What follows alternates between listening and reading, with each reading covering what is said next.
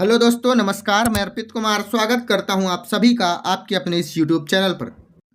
दोस्तों, हम मध्य प्रदेश की भूवैज्ञानिक संरचना के बारे में डिटेल से जानकारी लेने जा रहे हैं। हम सभी जानकारी को एमसीक्यू के माध्यम से कवर करेंगे और उसकी विस्तृत व्याख्या की जाएगी ताकि आपका पूरा कॉन्सेप्ट स्पष्ट हो जाए।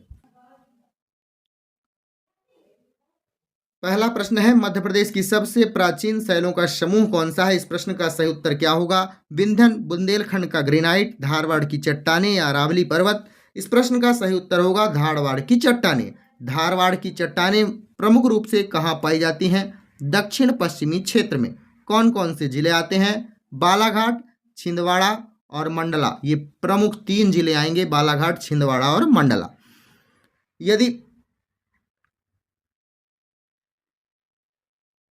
यदि आपसे पूछा जाए कि धारवाड़ चट्टानों में सबसे ज़्यादा क्या पाया जाता है, तो लोहा, तांबा और मैग्नीज प्रमुख रूप से इसमें पाया जाता है। ठीक है ना। बुंदेलखंड क्षेत्र की प्रमुख भूवैज्ञानिक संरचना क्या है? इस प्रश्न का सही उत्तर होगा ग्रेनाइट और न्याइस प्रमुख रूप से बुंदेलखंड क्षेत्र में पाए जाते हैं। जो ग्रेनाइट का जो पत्थर होता है प्रमुख रूप से कठोर होता है और अपर्दन इसका नहीं हो पाता है। इसी कारण बुंदेलखंड ग्रेनाइट परिसर के रूप में जाना जाता है। इस प्रश्न का सही उत्तर ऑप्शन नंबर बी हो जाएगा। विंध्यन पर्वतमाला की चट्टानों का निर्माण किस युग में हुआ है? इस प्रश्न का सही उत्तर क्या होगा? कितने वर्षों के पूर्व माना जाता है? 2500 वर्ष से लेकर 504 मिलियन वर्ष पूर्व 504 मिलियन वर्ष पूर्व 540 मिलियन वर्ष पूर्व इसकी चट्टानों का निर्माण माना जाता है। विंध्यन पर्वतमाला उस युग में, उसमें कौन सा युग चलता रहा होगा? Option number A right answer हो जाएगा। प्रोटेरोजोइक युग के नाम से इसे जाना जाता था। ठीक है। इन चट्टानों में प्रमुख रूप से बलुआ पत्थर पाया जाता है। सेल और चूना पत्थर की परतें भी इसमें मिलती है। विंध्यन पर्वतमाला में कौन कौन से चट्टान मिलते हैं? बलुआ पत्थर मिलता है, सेल मिलता है और चूना का पत्थर भी मिलता है विंध्यन पर्वतमाला में। दक्कन ट्रैप किस प्रकार की चट्टान से बना हुआ है? इस प्रश्न का सही उत्तर होगा ऑप्शन नंबर ए, आग्नेय चट्टानों से दक्कन ट्रैप बना हुआ है। दक्कन ट्रैप एक विशाल आग्नेय पठार है, आप कह सकते हैं, जो लावा के प्रवाह से ठंडा होकर बनाया गया है। लावा का प्रवाह जो ठंडा हुआ है तो वहाँ सबसे ज़्यादा काली मिट्टी पाई जाएगी। काली मिट्टी जिसे रेगुर मिट्टी के नाम से भी अपन जानते हैं। याद रखिएगा, यह मध्य प्रदेश के पश्चिमी भाग में मालवा निमाड़ क्षेत्र में पाया जाता है।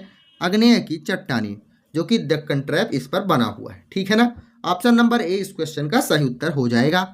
मध्य प्रदेश के किस भाग में दक्कन ट्रैप पाई जाती है? Option number B right answer हो जाएगा। मालवा के पठार में दक्कन ट्रैप पाई जाती है। यहाँ बेसाल्टिक लावा के प्रवाह से यह बनी हुई है। इसे ही दक्कन ट्रैप के नाम से अपन जानते हैं। Option number B right answer हो जाएगा, मालवा का पठार। अगला क्वेश्चन है, बघेलखंड क्षेत्र की प्रमुख चट्टानें कौन सी हैं? बघेलखंड क्षेत्र कौन सा कहा जा सकता है? रीवा को कहा जा सकता है। रीवा, सतना, सिंगरौली। रीवा, सतना, सिंगरौली, इसे बुंदेलखंडी क्षेत्र के नाम से अपन जानते हैं। यह विंध्यन प्रणाली की अवसादी चट्टानों से बने हुए हैं। यहाँ के जो सेल और बलुआ पत्थर हैं वह किससे बने हुए हैं? विंध्यन प्रणाली की अवसादी चट्टानों से। Option number C right answer हो जाएगा। रीवा, सतना और सिंगरौली जो हैं बघेलखंडी क्षेत्र के रूप में जाने जाते हैं। Option number C right answer हो जाएगा। मध्य प्रदेश का कौन सा भाग खनिजों का भंडार कहलाता है? बालाघाट और छिंदवाड़ा। बालाघाट और छिंदवाड़ा में बहुत सारे खनिज पाए जाते हैं और प्रचुर मात्रा में, अर्थात बहुत ज़्यादा मात्रा में पाए जाते हैं। जैसे तांबा पाया जाता है, मैग्नीज पाया जाता है, टिन पाया जाता है, लोहा पाया जाता है। ये सभी की सभी जो खनिज हैं, तांबा, मैग्नीज, टिन, लोहा, ये सभी के सभी प्रचुर मात्रा में, बहुत ज़्यादा मात्रा में पाए जाते हैं बालाघाट और छिंदवाड़ा जिले में। इसलिए इसे खनिजों का भंडार कहा जाता है। Option number C right answer हो जाएगा इस क्वेश्चन का। कौन सी नदी विंध्यन और दक्कन ट्रैप के मध्य सीमा बनाती है? इस प्रश्न का सही उत्तर होगा विंध्यन पर्वत और दूसरी तरफ दक्कन ट्रैप अर्थात सतपुड़ा पर्वत। ये दोनों पर्वतों के बीच में बहने वाली नदी का क्या नाम है? आपको यदि उत्तर पता चल जाए तो कमेंट बॉक्स कर देना, नहीं तो मैं आपके सामने बता ही दिया हूं। नर्मदा नदी क्या है? विंध्य पर्वत श्रृंखला और सतपुड़ा पर्वत श्रृंखला के बीचों बीच बहती है, इसलिए इसे भारत की भूवैज्ञानिक सीमा रेखा के नाम से भी जाना जाता है। किसे? नर्मदा नदी को। काफी बार आपकी प्रतियोगी परीक्षाओं में पूछा जा सकता है, याद रखिएगा। किस नदी को भूवैज्ञानिक सीमा रेखा के नाम से जाना जाता है? नर्मदा नदी आपका राइट आंसर हो जाएगा। मालवा पठार की चट्टानें किससे बनी हुई हैं? इस प्रश्न का सही उत्तर होगा मालवा का पठार और दक्कन का पठार, ये दोनों की दोनों बेसाल्ट चट्टानों से निर्मित चट्टानें हैं। ये दोनों की दोनों बेसाल्ट चट्टान अर्थात लावा के ठंडे होने से बनी हुई चट्टानें हैं। कौन सी? मालवा का पठार और दक्कन का पठार। ये कठोर और गहरे रंग के होते हैं। मैंने आपको पहले भी बताया, काली मिट्टी यहाँ पाई जाती है। काली मिट्टी को रेगूर मिट्टी भी कहा जाता है। नर्मदा घाटी की चट्टानें किस युग से संबंधित हैं? याद रखिएगा, इस प्रश्न का सही उत्तर होगा क्या? नर्मदा घाटी की जो चट्टानें हैं वो नवीनतम युग की हैं और यहाँ जीवाश्म तथा नदी के निक्षेप बहुत ज़्यादा पाए जाते हैं। तो आप कह सकते हैं नवीनतम युग क्वार्टरनरी युग के कहे जा सकते हैं। Option number B right answer हो जाएगा। थोड़ी सी कंफ्यूजन है, आप गूगल में सर्च जरूर कीजिएगा। इस प्रश्न का सही उत्तर आप मेरे हिसाब से बी होना चाहिए।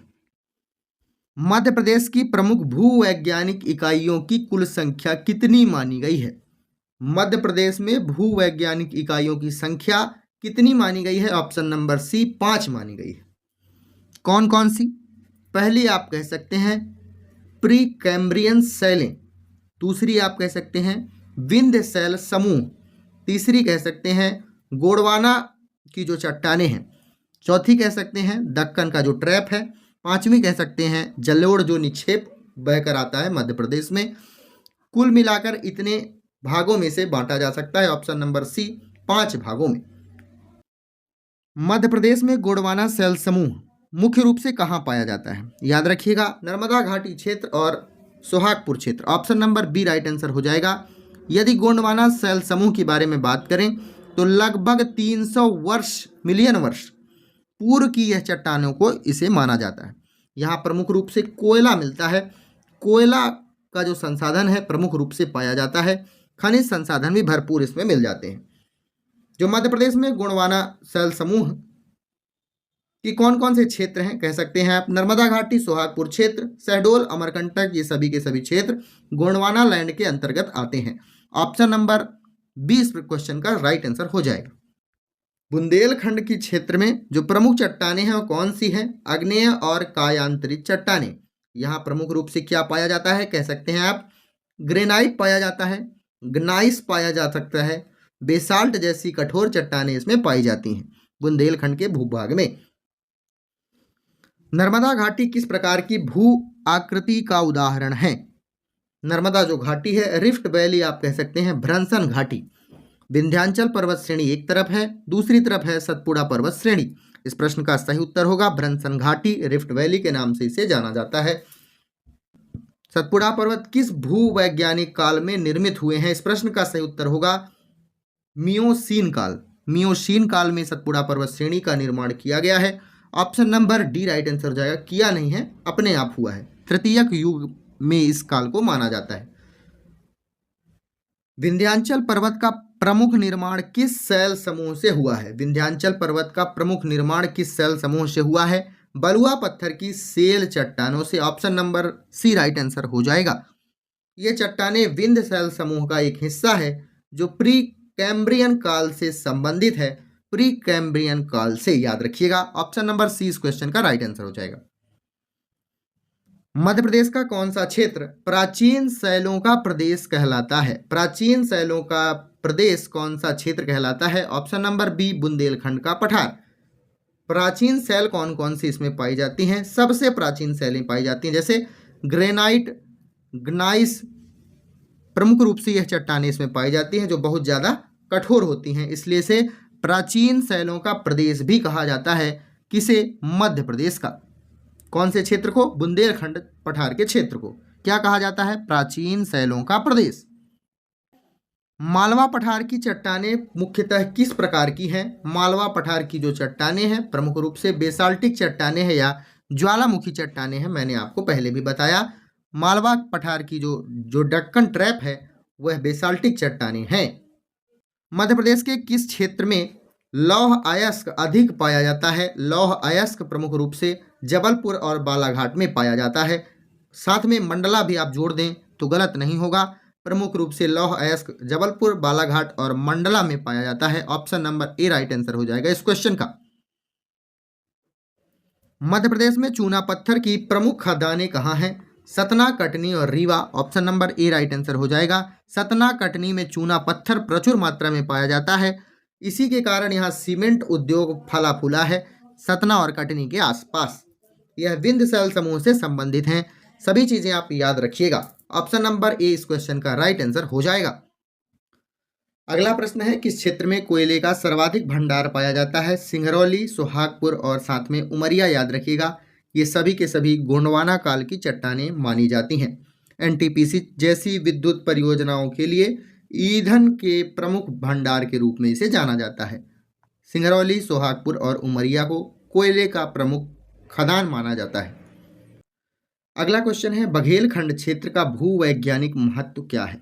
ऑप्शन आपके सामने है। यह क्षेत्र ज्वालामुखी चट्टानों से बना हुआ है। यहाँ पर गोंडवाना जैसी शैलें पाई जाती हैं। यहाँ पर प्राचीन कायांतरित शैलें पाई जाती हैं, या फिर यह क्षेत्र जलोढ़ निक्षेपों से बना हुआ है। याद रखिएगा, बघेलखंड का जो भूवैज्ञानिक महत्व है, यहाँ पर प्राचीन कायांतरित शैलें पाई जाती हैं। बघेलखंड का क्षेत्र कौन कौन सा है? आप कह सकते हैं रीवा, सतना, सीधी, ये सभी जिले बघेलखंड क्षेत्र के अंतर्गत आने वाले जिले हैं। यहाँ सबसे ज़्यादा प्राचीन कायांतरित शैलें पाई जाती हैं, यह बात आप याद रखिएगा। रीवा, सतना और सीधी के आसपास। नर्मदा और ताप्ती घाटियाँ किस भूगर्भीय प्रक्रिया से बनी हुई है? इस प्रश्न का सही उत्तर होगा भ्रंश क्रिया से। नर्मदा और ताप्ती घाटियाँ जो हैं वह भ्रंश प्रक्रिया का एक प्रमुख उदाहरण है। सतपुड़ा और विंध्याचल पर्वतों की जो ऊंचाई बनी हुई है, भाई पहले पठार थे, नदी यहाँ से बह रही है और ज़्यादा गड्ढा करते जा रही है, तो ये चोटी तो ऊंची ही हो जाएगी ना। तो सतपुड़ा और विंध्याचल की चोटी ये भ्रंश घाटी बनने के कारण ही दिखाई देती हैं। इस प्रश्न का सही उत्तर ऑप्शन नंबर बी होगा, ठीक है ना। अगला प्रश्न है, मध्य प्रदेश का कौन सा भाग दक्कन ट्रैप का हिस्सा है? इस प्रश्न का सही उत्तर आपको बताना है। इस प्रश्न का सही उत्तर ऑप्शन नंबर बी होगा मालवा का पठार, जहां बेसाल्टिक या ज्वालामुखी चट्टानें पाई जाती हैं मालवा के पठार में। यह क्षेत्र प्राचीन लावा प्रवाहों से निर्मित या बना हुआ है। मिट्टी काफ़ी उपजाऊ है, काली मिट्टी पाई जाती है, उसे रेगुर मिट्टी कहा जाता है। सभी चीज़ें मैंने आपको बताकर रखी है। यहाँ गेहूं और कपास की प्रमुख उत्पादकता होती है बहुत ज़्यादा। विंध्य शैल समूह की प्रमुख चट्टानें कौन सी हैं? इस प्रश्न का सही उत्तर आपको बताना है। विंध्य शैल समूह विशेषकर चूना पत्थर और बलुआ पत्थर। चूना पत्थर, बलुआ पत्थर, सेल, ये इस प्रश्न की सही उत्तर हो जाएगा ऑप्शन नंबर ए। औद्योगिक दृष्टि से यह बहुत ज़्यादा महत्वपूर्ण है। सतना, रीवा के क्षेत्र में सबसे ज़्यादा यह पाया जाता है। बुंदेलखंड क्षेत्र की चट्टानों की विशेषता क्या है? इस प्रश्न का सही उत्तर होगा ये कठोर एवं प्राचीन चट्टानें हैं। बुंदेलखंड का पठार में सबसे ज़्यादा ग्रेनाइट, ग्नाइस और या फिर आप ये कहें कि सबसे ज़्यादा कठोर चट्टानें कहाँ पाई जाती हैं? बुंदेलखंड के पठार में। ऑप्शन नंबर बी इस क्वेश्चन का सही उत्तर हो जाएगा। यह भूगर्भीय संरचना की सबसे पुरानी चट्टानें भी मानी जाती हैं बुंदेलखंड का पठार। अगला क्वेश्चन है, गोंडवाना शैल समूह का निर्माण किस युग में हुआ था? इस प्रश्न का सही उत्तर होगा पैलियोजोइक युग। Option number B right answer हो जाएगा। जब भारत गोंडवाना भूखंड का हिस्सा था तभी इसमें कोयले का विशाल भंडार पाया जाता था। इस प्रश्न का सही उत्तर ऑप्शन नंबर बी हो जाएगा दोस्तों। सतपुड़ा पर्वत का भूवैज्ञानिक स्वरूप कैसा है? इस प्रश्न का सही उत्तर होगा भ्रंशित पर्वत। इस प्रश्न का सही उत्तर ऑप्शन नंबर सी है। एक बात याद रखिएगा, सतपुड़ा पर्वत जो है इसे केंद्रीय भारत की संरचना के रीढ़ के रूप में जाना जाता है। केंद्रीय भारत की संरचनात्मक रीढ़ के रूप में किसे जाना जाता है? सतपुड़ा पर्वत। इस प्रश्न का सही उत्तर ऑप्शन नंबर सी है। बघेलखंड की प्रमुख खनिज संपदा क्या है? बॉक्साइड और अभ्रक। ऑप्शन नंबर सी इस क्वेश्चन का सही उत्तर हो जाएगा। बघेलखंड क्षेत्र में बॉक्साइड और अभ्रक के जो भंडार हैं प्रचुर मात्रा में कह सकते हैं। बघेलखंडी क्षेत्र क्या कहलाता है? रीवा, सतना, सीधी, ये तीनों के तीनों जिले बघेलखंड क्षेत्र के अंतर्गत आते हैं। मध्य प्रदेश में कौन सा क्षेत्र खनिजों का भंडार कहलाता है? इस प्रश्न का सही उत्तर होगा बालाघाट, मंडला, आप डिंडोरी भी आप कह सकते हैं। तांबा, मैग्नीज, अयस्क, प्रमुख रूप से यह तीनों खनिज यहाँ पाए जाते हैं। बालाघाट इस क्वेश्चन का सही उत्तर होगा ऑप्शन नंबर सी। बुंदेलखंड में मिलने वाली चट्टानें किस काल की हैं? जो बुंदेलखंड में चट्टानें पाई जाती हैं दोस्तों, वो बहुत ज़्यादा पुरानी हैं, अत्यंत पुरानी और कठोर हैं। यह प्री कैम्ब्रियन युग में पाई जाती थी। Option number A right answer हो जाएगा। पृथ्वी के प्रारंभिक निर्माण काल से संबंधित है। Option number A right answer हो जाएगा। कौन सी नदी भ्रंशन रेखा के साथ बहती है? भ्रंशन रेखा के साथ, भाई भ्रंश घाटी का निर्माण नर्मदा नदी करती है। इस प्रश्न का भी सही उत्तर ऑप्शन नंबर ए ही होगा। नर्मदा नदी पश्चिम की ओर बहती है और भ्रंश घाटी का निर्माण करती है। याद रखिएगा, इस क्वेश्चन का सही उत्तर ऑप्शन नंबर ए है। मध्य प्रदेश के किस भाग में नवीन जलोढ़ निक्षेप पाया जाता है? इस प्रश्न का सही उत्तर होगा नर्मदा घाटी और चंबल बेसिन में। इन दोनों क्षेत्र में नदियों के द्वारा लाई गई जो मिट्टी होती हैं और बालू होते हैं, इससे निक्षेप मिलते हैं।